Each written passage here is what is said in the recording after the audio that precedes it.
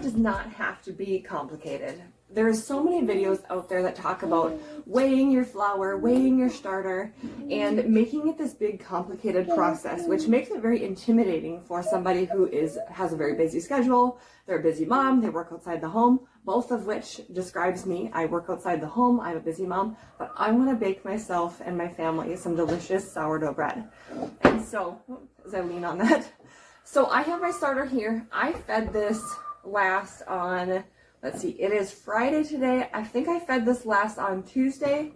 It would have been Tuesday. I let it rise for a little bit on the counter and then I put it in the fridge because I knew I wasn't going to be able to tend to it before I was going to go back to work.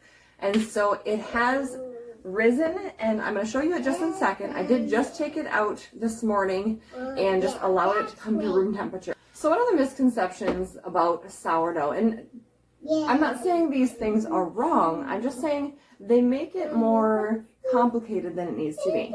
But one of the misconceptions that I've heard is to use your starter at its peak.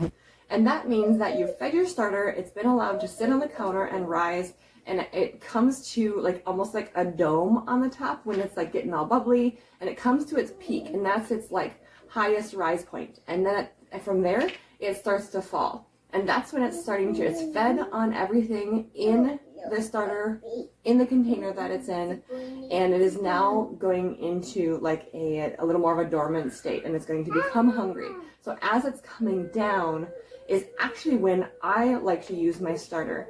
So many places and many blogs and vlogs will say use it at its peak.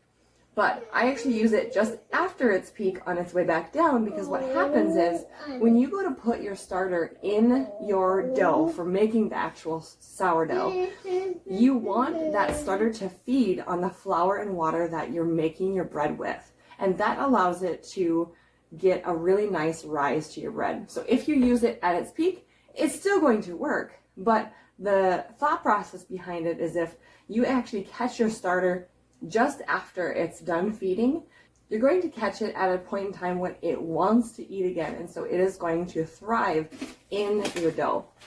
Does that make sense?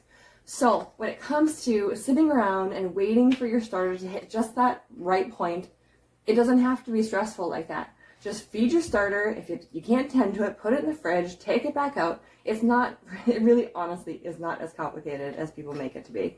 If it was, I would not do it.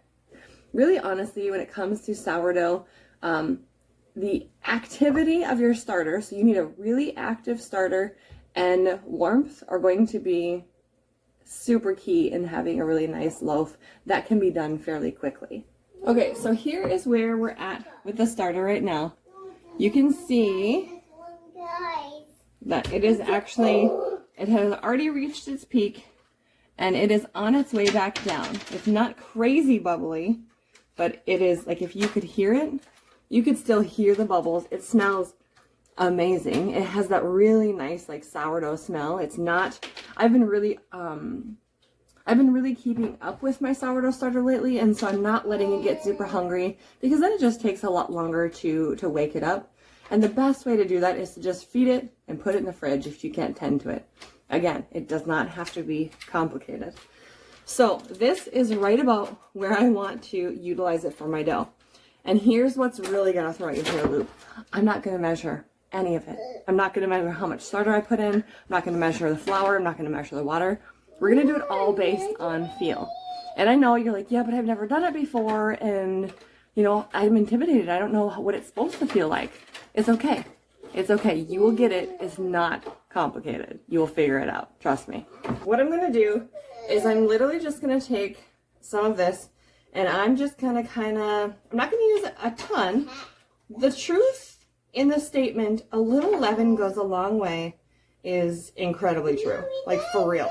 A little leaven can rise multiple loaves of bread. So we're going to use about that much, and I'm leaving some in there to feed. It's actually not a ton. I probably left like maybe 3/4 cup in there, which you don't have to leave that much in there to feed it as well. You can feed like the tiniest little remnants, and it'll be a very happy, active starter. I've done that many times.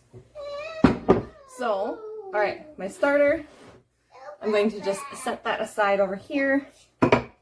And here is the starter that I'm going to use. So this is maybe a quarter of a cup, maybe a third of a cup. And then we're going to go put some water in it. Check this out. Okay, ignore my dishes in the sink, because yes, I need to do little dishes right now. But I really needed to make this video for you, so that's priority right now. So I just took this literally over to the sink, and I'm just going to turn my water on. And I'm going to try to make 2 small loaves here. So I'm going to just put water in here. I'm using cold water, maybe cool, maybe I'll warm it up a little bit. You don't want hot water. Hot water will kill your wild yeast in your starter. Let's see, I'm going to use probably that much. That looks soapy, it's not. That's just the pressure of the water reacting with the starter in there. This is probably, if I were to guess, this would be like 3.5 to 4 cups of water. Okay, so now that we have our water in here, we are going to add in our flour. So my bread flour reservoir was empty. And so she likes to fill up my bread flour from the large pail. So I have a 5-gallon pail here of flour. And I transfer that regularly into like a smaller one that I keep in the cupboard here for easy access. And she likes to fill this up. So we're going to let her do that.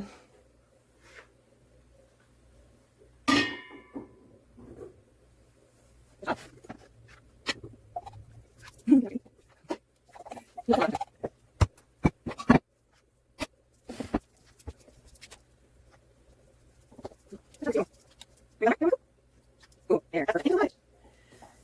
did such a good job. High five, girlfriend.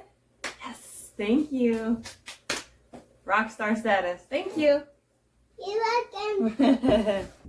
Okay, so now we have our bread flour. You can use whatever flour you want here. I do like to bake my sourdough with bread flour or all-purpose flour, but you can absolutely get creative with it. I just like the traditional flavor, and my family likes the traditional flavor of a simple white flour, but you can get creative here. So I'm going to use this only to scoop it, not to measure it. This is one of those old school measuring cups because I love like vintage things like this. I don't even know if it's accurate. I haven't even checked it out, but I just kind of use this to scoop it in. I'm not actually measuring it, but we can get a rough estimate, I guess, if you want. So we're going to add in some flour. Can you see that? Okay, so we're just going to add in a bunch of flour. So keep in mind, you can always add more, but you can't take out. If you get it too tight, you're going to have to add more water. Trying to make quiet videos in this house doesn't work, so. Alright, so we're going to start with that. I'm going to grab my dough whisk. That's this handy little dandy guy. And we're just going to, you don't have to have one of these. I got one of these much later after I started my sourdough journey. It's not necessary, but it is very handy. You can use whatever you want to mix it with. So we're going to get it, we're going to mix it up. So if you've ever heard people talking about like hydration of sourdough, so I've never formally, like properly measured the hydration of my sourdough, but here's a good indication. So typical sourdough is like a lower hydration, which means that you're going to have a more firm dough because it's easier to work with. The looser your dough is, the more hydrated the dough is, the harder it is to work with and is actually more reserved for like very advanced bakers. So what you're going to look for here, especially if this is one of your first times trying this or if this is just a different method that you want to try, definitely go for a little bit more of a stiff dough. As your dough sits and autolyses, which is the first bit of time that you allow your dough to sit, it's going to absorb the water. The flour is going to absorb the water and it's going to become more loose. So you actually want to create it a little bit tighter than you think. So we're going to keep mixing it here. I'm actually going to bring you a little closer so you can see. The lighting in my kitchen is terrible, but so we're going to get this as mixed as possible and then we'll decide if we're going to add more in there. So I really want to get a nice shot for you. I have this weird shadow that's causing darkness on the screen, but I'm just gonna roll with it here.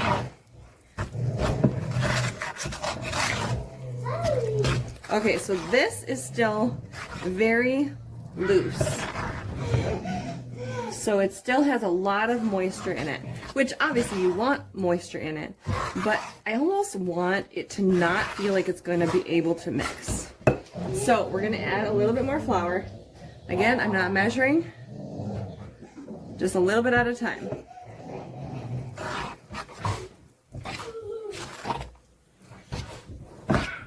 Let's see here. I'm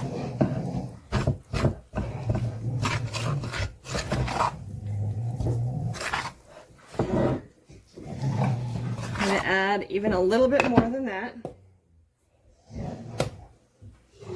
Now, if you have a nice big bowl to do your starter in, that's excellent. I don't. I actually broke mine because I was not smart, and I put like screaming, piping hot turkey stock in a glass bowl, my beautiful glass like beveled bowl that I used to have, and it shattered on the spot. I was really, really sad, and that was my biggest bowl. Since then, this has been my backup bowl. I got this at the local vintage shop, in which I love, like vintage like thrift shops or like antique stores. They're so fun to me. So this was made by somebody at one point, but it seems to be old. But I love it because it has this like little lip on the edge, which catches, like if I want to put the cover over this, it catches like perfectly on that lip, and I love that.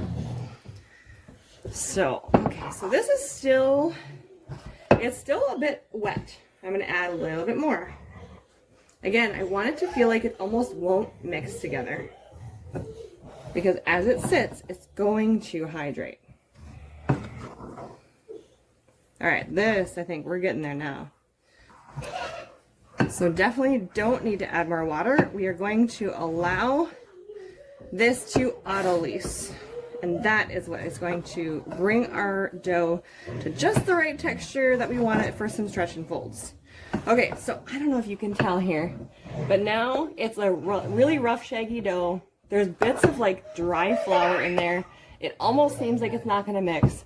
That's where I want it, okay? I'm just gonna leave it. So we're gonna take as much of the dough off of here as possible. Okay, so now I can get it off my fingers. Now the next step is to add in salt. Maybe if I can get out of the light there. So now I'm going to add salt. I'm not measuring the salt. For this amount of dough, because this is probably, if I were to look at this and measure how many like cups of dough this is probably 5 or 6 cups of dough, maybe. I'm going to estimate like maybe 2 tablespoons of like a kosher salt. You like a big granule salt for this. I think it mixes well without over salting. So I use either just the Morton kosher salt, or Redmond's Real Salt has a lovely kosher salt. I love Redmond's Real Salt, by the way. It like, if you just like take a lick of it, it's so tasty. There's something special about it, not gonna lie. But we're just gonna use this today. The Redmond's Real Salt does have like different colored granules, which might not be visually appealing in a loaf of sourdough, because you will kind of see some of those little specks, but I don't mind. But I'm just going to use this today. So we're just going to estimate, you know what, I'll just use my palm. Usually like a palmful is about a tablespoon. So depending on how big your palm is, I kind of have big hands. And we're just going to sprinkle it on top. We're going to do about 2 of those. Okay, so now we're going to do the autolyse, and what I'm going to do is cover this and just let it sit. I'm literally not going to touch it, not for about at least 30 minutes, but really the time intervals also, whenever I think of it next, which probably will be anywhere between the next 30 minutes and an hour. We'll see.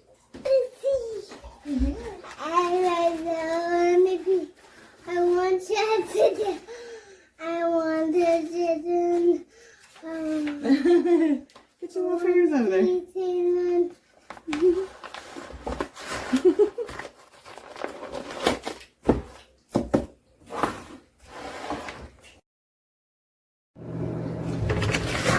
Okay, so it has been officially probably about an hour since I first put this dough together, and we're going to do our first set of stretch and folds.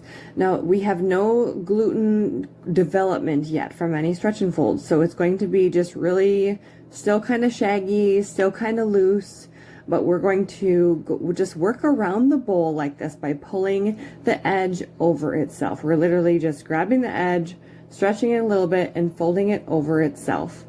As you go around the bowl a few times, you will notice that I'm starting to wiggle it a little bit and then making sure I'm scraping the bottom and getting any dry flour out of there. But as I kind of wiggle it, I kind of flop it over itself, and that forces that fold a little bit.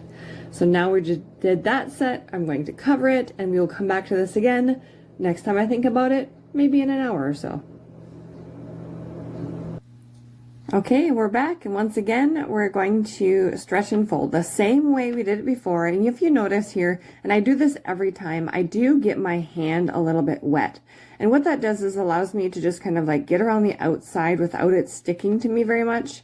And it doesn't incorporate very much water in, so you don't have to worry about it overhydrating your dough. I just get my hands barely damp, and it just helps the process.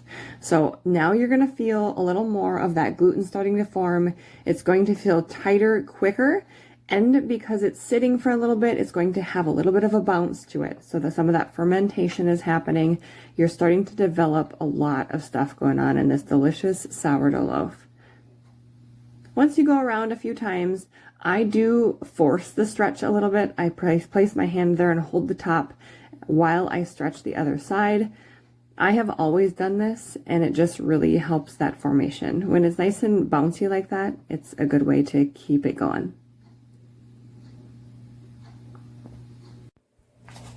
Okay, here we are with number 3 for stretch and fold. And as it sits, so each of these has been about an hour apart, and that's just because that's when I'm thinking about it. I walk by it and I'm like, oh, it's probably time for that. My kitchen is kind of warm today, and so I am getting a decent amount of rise on this in between these folds, but it is totally fine because we have not done the bulk ferment yet. So we're just going to keep stretching and folding, continue to repeat the same process, and we're forming that gluten. It's going to be tighter and tighter, easier to flop over itself, and I won't have to do as many around the bowl. And I don't have a typical amount of stretch and folds I do as far as each round or how many times each round I go. It is really honestly just depending on the night, depending on my time, depending on when I think about it. I would say the minimum I've done is probably like 2 rounds of that, and I'd go around the bowl until I can't. And the most I've probably done is like 5 rounds of that.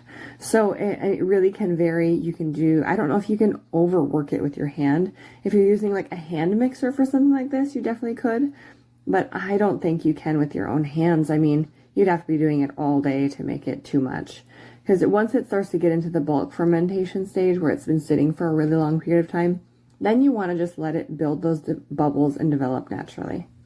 Okay, so that last stretch and fold was the last one for the night. Now it is the next morning, and I am presetting my oven to 450 degrees. I am not putting these in bannetons. I'm literally just going to bake them off. I did not do a cold ferment, which is what many times, I've done that many times, many times. But you don't absolutely have to. I want this bread for the morning, and so I'm going to bake this off right away. So the cold ferment does help to allow it to like build that strong sourdough flavor that we know. But I'm just going to have a little bit more of a mild sourdough flavor when you bake it off right away rather than letting it cold ferment. Now, I will be honest here. This is a little bit over fermented. And that is strictly because we got to bed kind of late and I was kind of lazy, and that's why I'm in my pajamas here. And so I'm literally baking this in my pajamas for you. It's so professional. It's great. But this is real life. This is the busy mom sourdough. This is just what I do. It's how I get it done, how I make it happen, and it turns out delicious majority of the time. So as I'm going around the bowl here, I'm not trying to like stretch and fold and like compress these bubbles that have been forming in here. I'm just trying to get it out of this bowl without it being a massive mess. Now, because I did slightly over ferment it, and that just means I let it sit just a little bit too long on the counter. It probably sat an extra like 2 hours longer than it should have.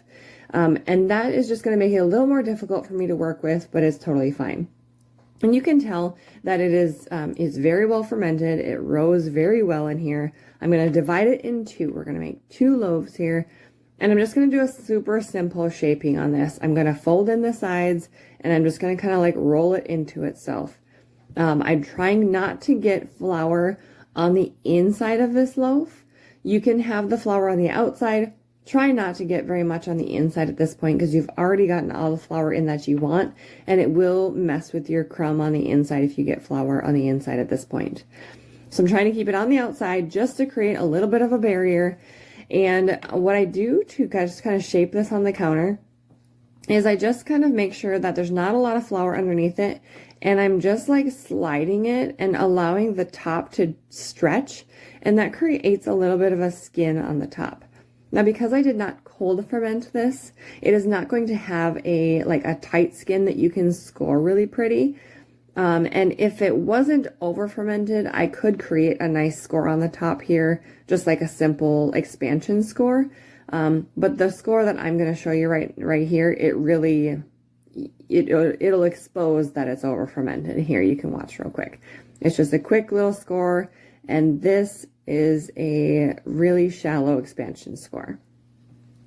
And here's that first loaf baked off, and I'm going to do this one more time with the other loaf and really just repeat that process. And did you hear how beautiful that crust sounds? Oh my gosh, it's so lovely. That crispy, crunchy outer layer when it first comes out is just dreamy. I seriously love that sound. It's so fun. So I'm literally just repeating the same thing with this loaf. I'm going to get it onto, so you can just put it on parchment if you want. If you don't have like one of these little like silicone baking mats, totally fine. Put it on parchment, put it in your pan. I don't preheat this pan that I'm using. I just have like one of those really thin soup pots I'm using. If you have a really thick Dutch oven, like a cast iron or something like that, you do want to preheat that. You do want this going in and experiencing heat right away. That's going to help you get a nice rise on your loaf, especially if you have, a really well fermented loaf. You're going to get the best rise the faster it can be exposed to really high heat. Does that make sense? So I do kind of like press the side of this loaf every once in a while just because I think the jiggle that it provides is so funny. I just think it's satisfying as a baker. I just find that really fun. Anyways, I'm going to scoop this onto my silicone mat and I will give it just a brief little score. Again, these are not a fancy scoring. These are just kind of rustic loaves. This isn't anything fancy. We are just making bread because we want to eat the bread. I do make fun, fancy loaves sometimes too, and I've posted those on my Instagram. But this is kind of more of what I do more regularly. Let's just eat some good bread, right?